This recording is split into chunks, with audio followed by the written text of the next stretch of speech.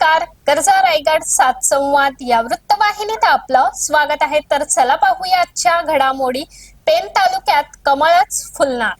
पेण तालुक्याचा विचार करता जिते, दादर, महलमिरा, डोंगर या तीनही जिल्हा परिषदेच्या मतदारसंघामध्ये निर्विवाद कमळाचा वर्चस्व असून वडखल आणि शिहू मतदारसंघात काटेकी टक्कर होईल असे राजकीय जाणकारांचे मत असले तरी वडखल जिल्हा परिषद मतदारसंघाचा विचार करता वडखल मतदारसंघामध्ये चौरंगी लढत असून या चौरंगी लढतीमध्ये भाजपकडून प्रभाकर म्हात्रे उर्फ हरिओम, शिवसेना शिंदे गटाकडून मिलिंद पाटील, शिवसेना उबाठा गटाकडून समीर म्हात्रे आणि शेका पक्षाकडून संजय जांभळे हे निवडणूक रिंगणात आहेत.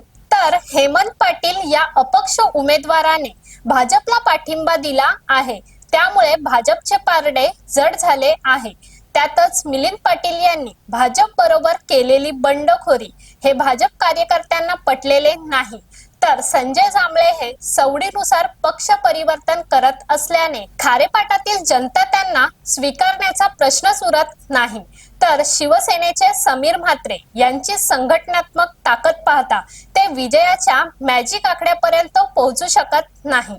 तर यामध्ये प्रभाकर म्हात्रे हे उजवे ठरत असून प्रभाकर म्हात्रे यांनी आपल्या 5 वर्षाच्या कारकिर्दीत जी विकासात्मक कामं केली आहेत त्यामुळे मतदार त्यांना पुन्हा संधी देण्याच्या विचारात पाहायला मिळत आहे. तर शिहू जिल्हा परिषदेचा विचार करता या मतदारसंघात आमने सामने दुहेरी लढत आहे.